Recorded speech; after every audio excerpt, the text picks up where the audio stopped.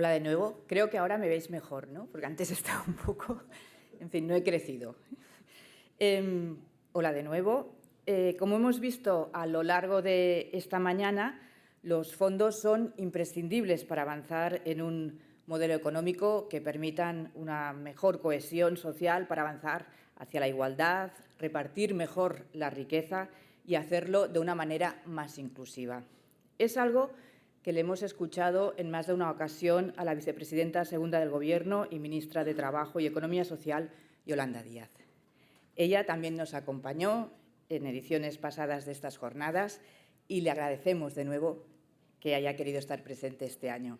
Antes de dar paso a la vicepresidenta, me gustaría recordar que inmediatamente después de su intervención haremos una pausa para comer justo aquí a la salida del auditorio. Invito al escenario a subir a la vicepresidenta Yolanda Díaz. Muchas gracias.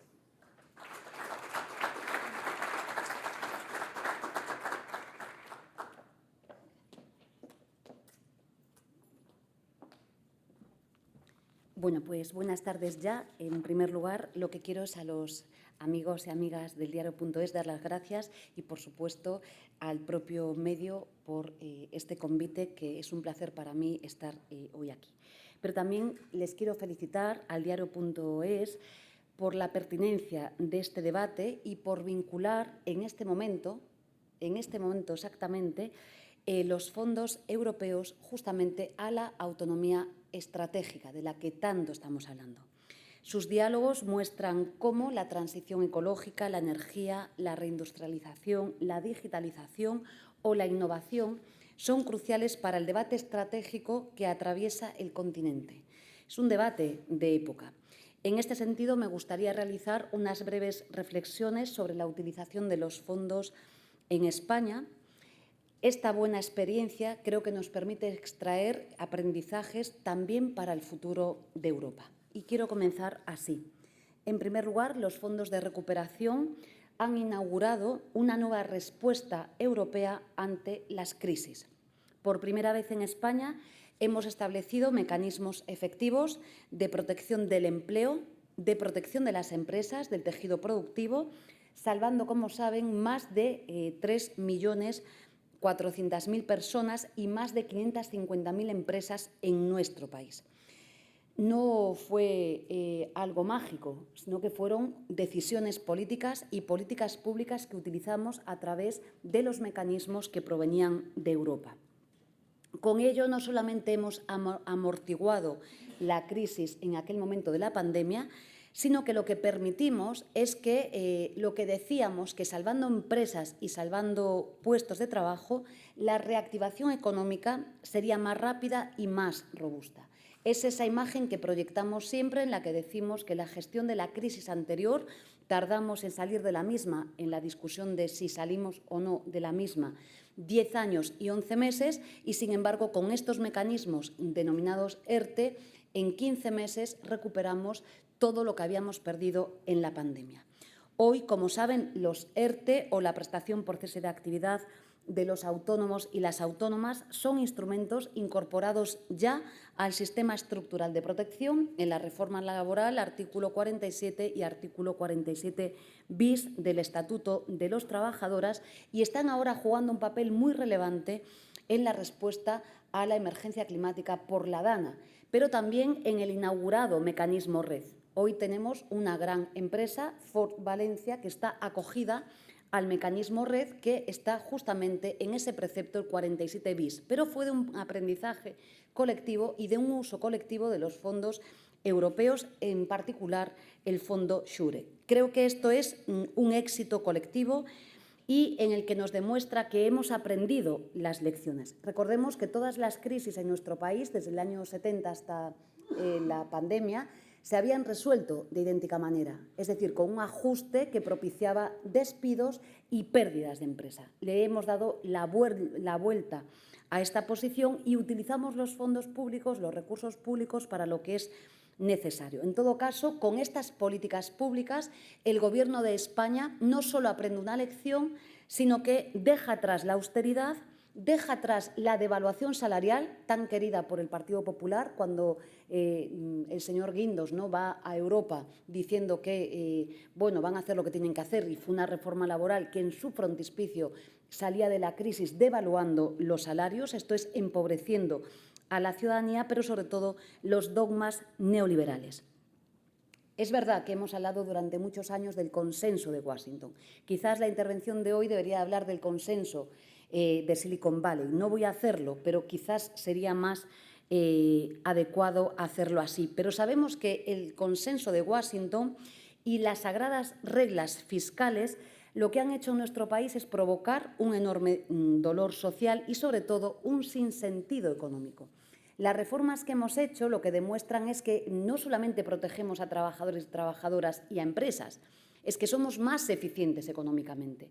Hoy, frente a la gestión del Partido Popular, la de los recortes, la de su reforma laboral, que causó un déficit público en el Servicio Público de Empleo de 76.000 millones de euros, 76.000 millones de euros, que tengo que dar la cifra, hoy España, con más protección, con más derechos, con la reforma laboral, el Servicio Público de Empleo, por primera vez tiene un superávit fiscal de más de 6.500 millones de euros. Me van a permitir que les diga humildemente que gobernamos mejor. Lo que también creo que hace es interpelar o interpelarnos en relación a los ingresos. Vengo de Bruselas, creo que he estado este lunes, ya no recuerdo cuándo estuve, y creo que no podemos en este debate construir una Europa ambiciosa que dispone de un presupuesto del 1% del PIB. Creo que tenemos que hablar de justicia fiscal y de recursos públicos suficientes, y en este momento más. Recientemente, el Observatorio Fiscal de la Unión Europea proponía un impuesto a los más ricos, fijando una tasa mínima del 2% para las fortunas superiores a los 100 millones de euros, y dice el observatorio que esto supondría una recaudación de 67.000 millones de euros en ingresos. No lo dice el Gobierno de España, lo está diciendo el Observatorio Fiscal de la Unión Europea, con tan solo el 2%. En definitiva, necesitamos mecanismos permanentes de inversión pública, de fiscalidad común, para reimpulsar Europa. Vengo hoy aquí a afirmar que necesitamos más Europa que nunca. Necesitamos, digo más, en la antesala del Foro de Porto que se celebrará en mayo, necesitamos más Europa social que nunca. Mañana estará la vicepresidenta Minzatu, seguramente les hablará de ello. Es clave en el debate en el que nos encontramos.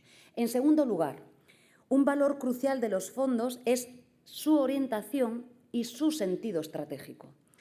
Ligar la recuperación económica con la transformación estructural del país, que es lo que está haciendo nuestro país, es un grandísimo acierto. Esto es lo que está haciendo España. Lo estamos haciendo con los fondos, lo estamos haciendo con los sindicatos, lo estamos haciendo con los empleadores, y es un enorme acierto.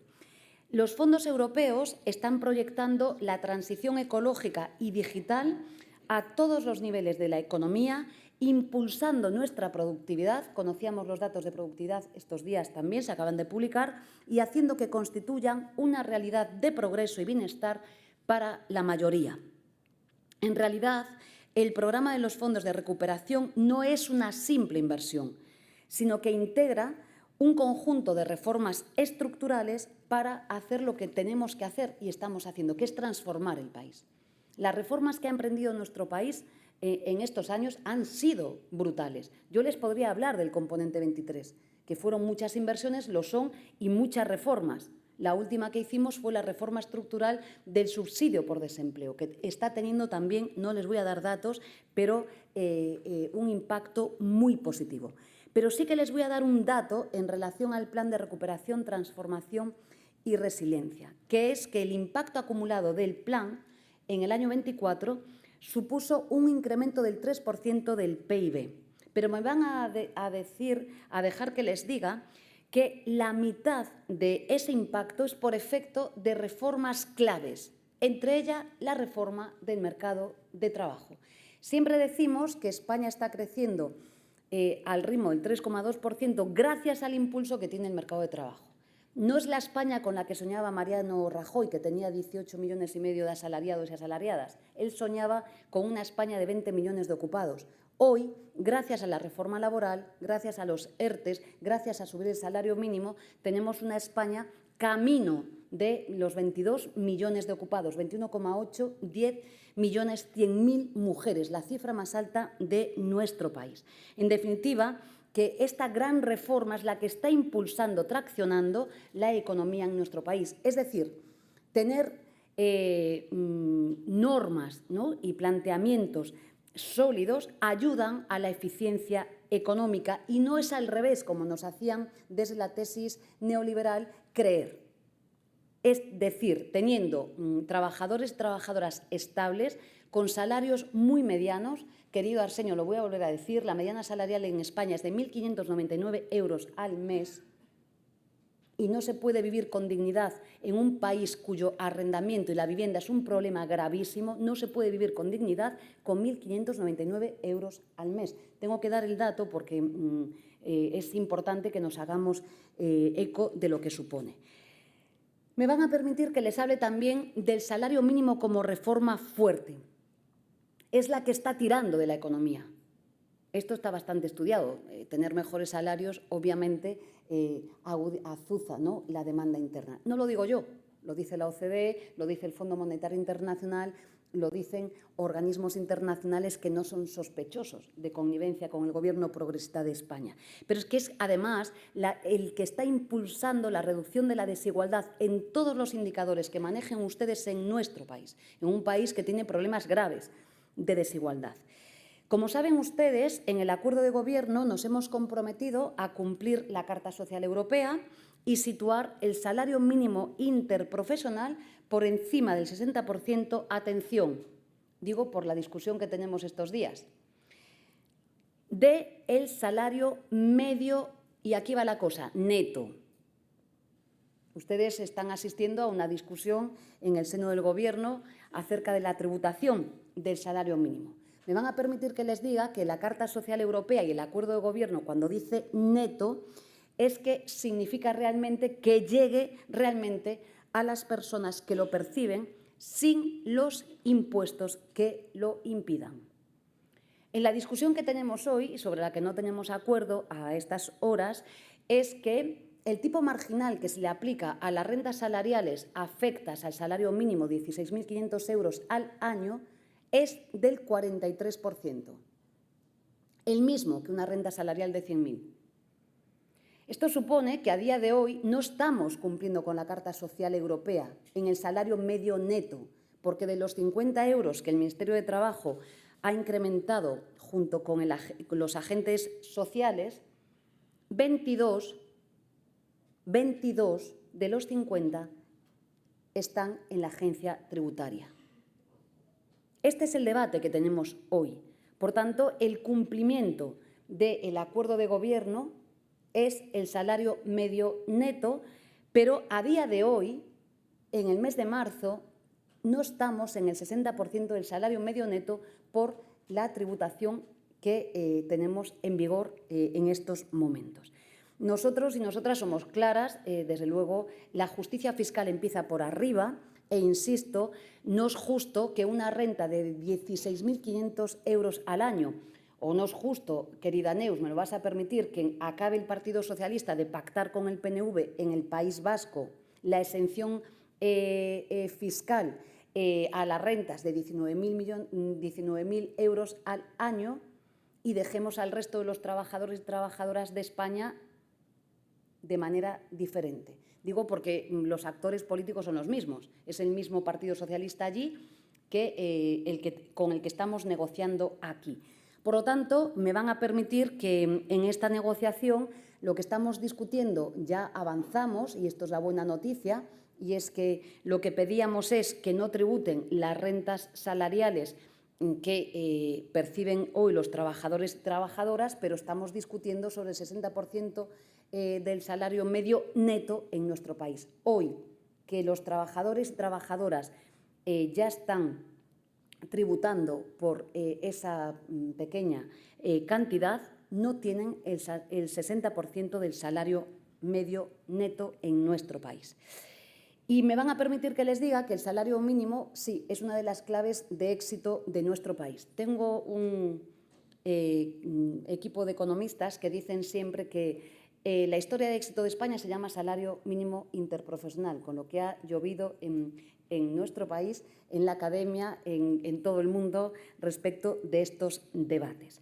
Creo que no es casual que España haya tenido mejor desempeño y dispongamos de tan buenas cifras justamente, como dije, de crecimiento. Y no se trata de un keynesianismo ciego.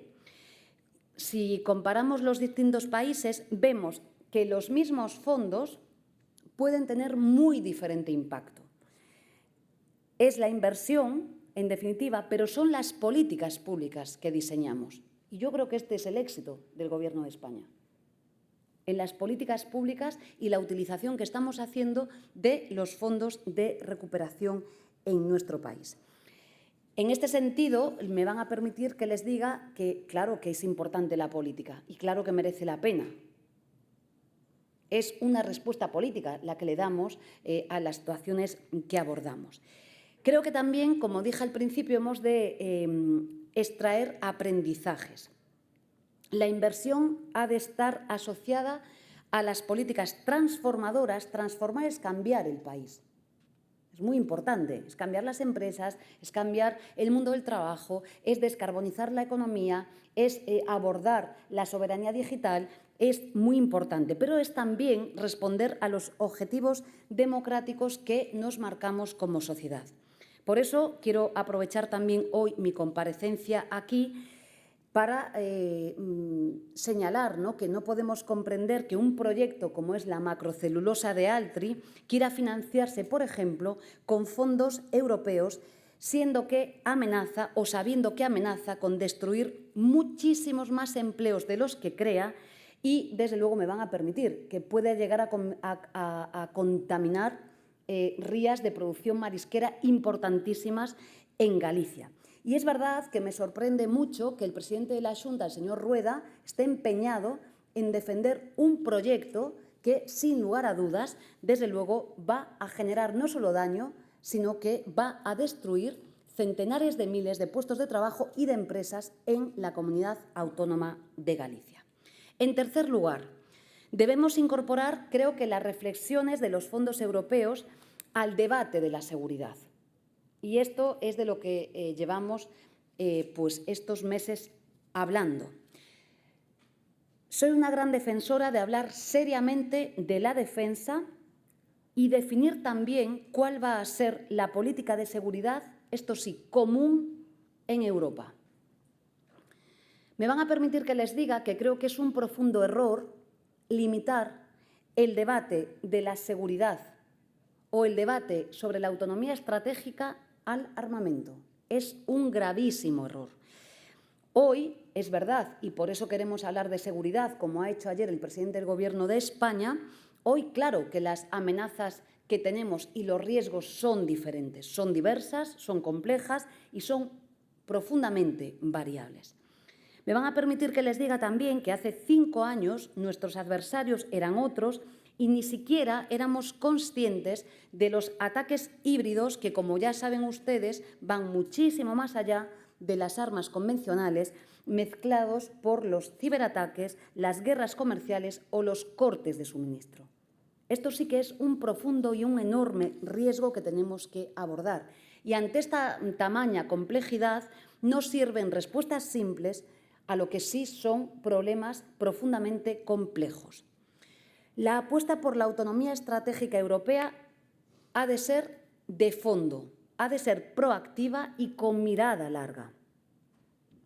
Y no solo frente a las amenazas exteriores, sino frente a las amenazas interiores. Lo que les quiero decir claramente es que el debate del informe Draghi, que nos hablaba realmente de un reimpulso de la Unión Europea, tenía que ver con la autonomía estratégica industrial, con dar salida a un grave problema que tiene Europa entre una operación entre Washington y China.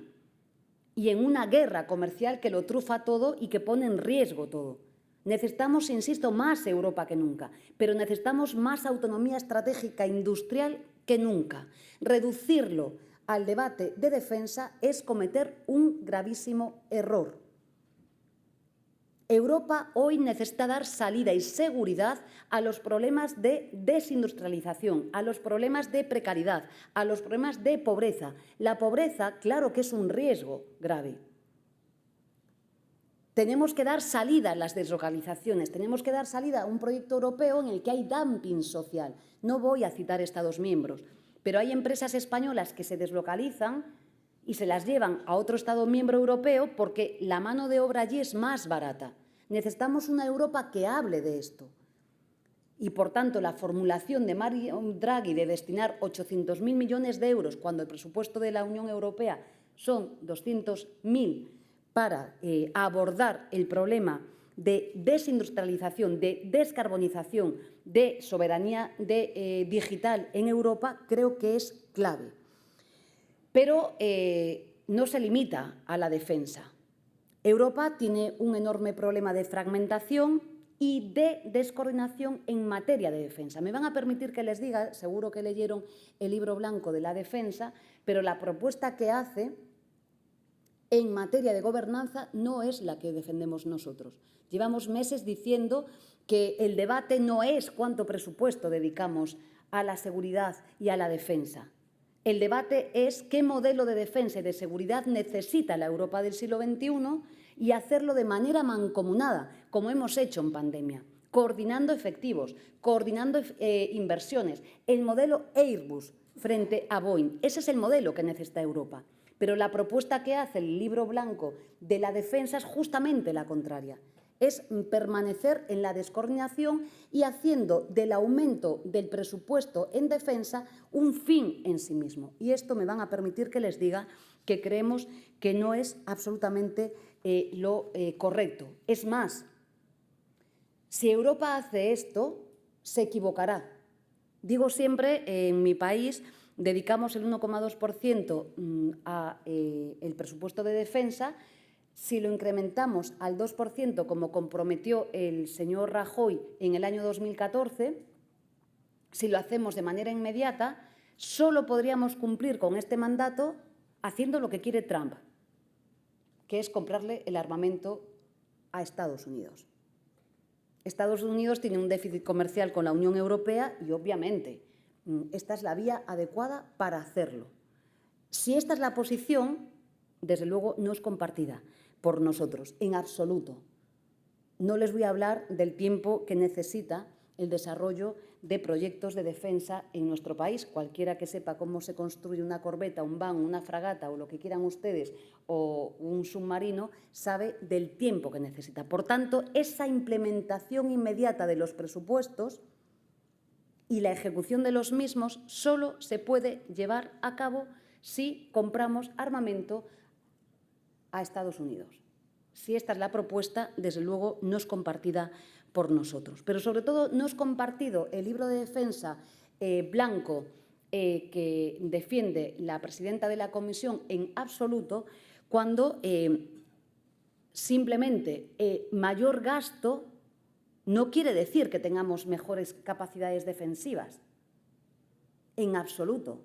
Insisto, si el modelo es el Airbus frente Boeing, bien, recuerden ustedes, esto acabó en un gran litigio con mucho interés, pero hemos ganado los europeos y hemos producido industrialmente el Airbus que, como saben ustedes, es muy importante para nuestro país también. En definitiva, más armamento no significa más seguridad. Y este es el debate que tenemos hoy. Y la apuesta del libro blanco de defensa, creemos de verdad que va en la línea equivocada. De hecho, decimos más, acelerar el gasto en defensa sin saber para qué. Y créanme, yo estuve el lunes en Bruselas, estuve la semana pasada en un EPSCO, voy a estar estos días en Varsovia en otro EPSCO. Es que no sabemos para qué. Puede conducirnos a algo fundamental, que es lo que se quiere evitar, mayor dependencia estratégica. El grave error que hemos cometido en Europa es no tener un proyecto propio. El grave error es haber sido tanto tiempo subalternos o externalizar la defensa y la política exterior a Estados Unidos. Ya no lo digo yo, lo dice Elon Musk y lo dice Trump. Nos han cambiado las preguntas. Por tanto, este debate es clave. Y yo quiero aprovechar este foro para reflexionar sobre él. Cuando el presidente del Gobierno dice no me gusta la palabra rearme, lo que está claro, las palabras son muy importantes, que les voy a decir a ustedes que son profesionales de la comunicación, pero claro, un rearme per se, con una implementación de ese tenor de 800.000 millones de euros para armarnos, desde luego no es la línea, creo que, correcta. ¿Cuál es la línea correcta? Definir el modelo de seguridad y de defensa que necesita nuestro país, con seriedad, con rigor, sin trincheras, con debates serios, y hacerlo de manera coordinada en Europa. Y, por supuesto, cuando tengamos ese modelo claro, decidiremos si el 1%, si el 2%, decidiremos si estamos ejecutando bien el presupuesto, si lo ejecutamos mal. De nuestro presupuesto me van a permitir que les diga 14.000 millones de euros, 7.000 van destinados al personal de la defensa española, 5.000, es muy importante este dato porque lo refiere así, bueno, no el presupuesto, sino lo que estamos haciendo, el 30% es inversión y 2.000 millones de euros son gasto corriente. Pero en un gasto público del Estado, de todas las administraciones públicas de nuestro país, de 620.000 millones de euros. Por tanto, creo que esta es la clave del debate que tenemos hoy. Y el plan de rearme que lanza Ursula von der Leyen hoy es incorrecto. 4. Necesitamos unos fondos estratégicos y permanentes para tener más Europa que nunca y más Europa social que nunca. Esto es lo que esperan los europeos y las europeas, que resolvamos sus problemas. En definitiva, la autonomía estratégica lo que requiere son proyectos comunes a nivel europeo con capacidad transformadora que respondan a la voluntad y a las necesidades que tenemos. Y me van a permitir que cuando cuestiono el plan de rearme defendido por la presidenta de la Comisión es también porque impugna la Europa que conocemos tal y como ha sido concebida.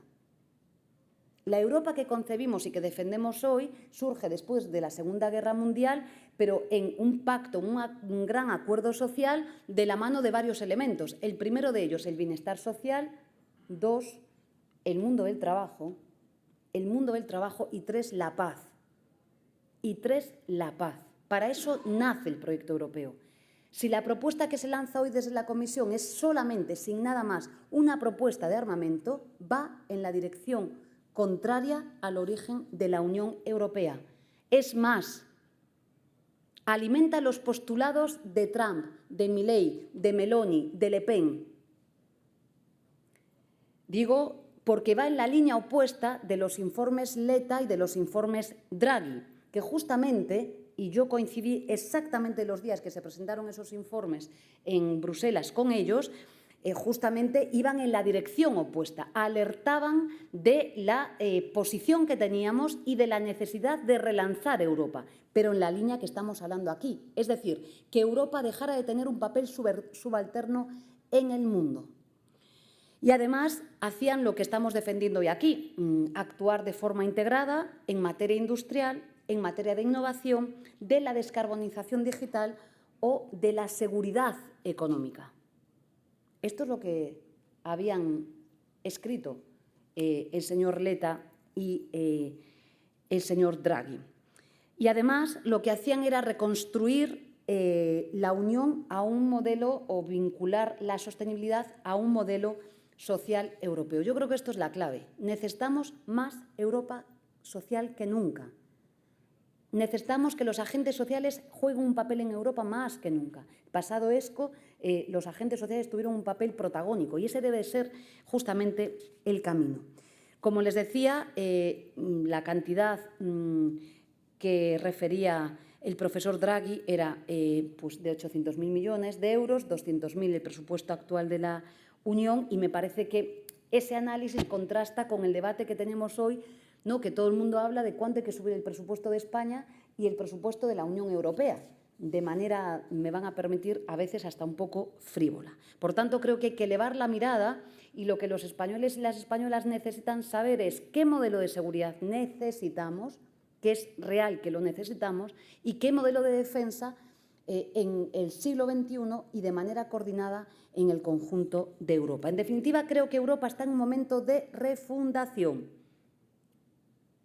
de defensa de Europa, pero de la reactivación de Europa. Trump lo que quiere es quitar a Europa de en medio, lo necesita, es evidente.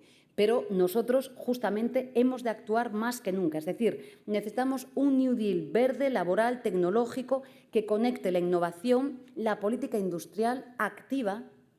No les voy a dar los datos de desindustrialización de Europa o de nuestro país. Podría dárselo. Otra charla, vengo a hablar de industria, que me apasiona. Trabajo decente, tenemos una asamblea muy importante de la OIT en junio, la 113, y los debates son apasionantes, sobre todo tras el cambio de la administración Trump, es clave, y seguridad energética y climática. Debemos comprender a la Unión Europea como un verdadero Estado emprendedor. Esto es lo que estaba diciendo el informe Draghi.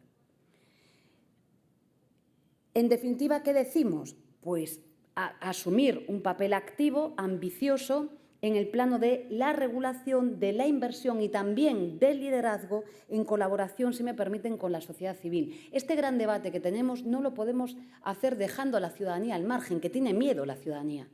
Hoy supongo que a ustedes, igual que a mí, le preguntaba a la ciudadanía en el colegio de mi hija, me preguntaban a mí, ¿tenemos que llevar un kit de emergencia?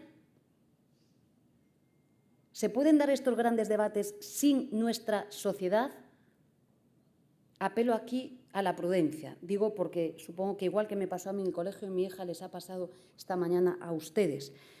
La política tiene que dar tranquilidad, seguridad y calma. Digo porque esto es importante. Y ante esto, lo que queremos es una Europa que se ponga al frente, que lidere, que dé esperanza al mundo. Esto es vital también. Sin esperanza no vamos a poder abordar el sufrimiento que tenemos hoy.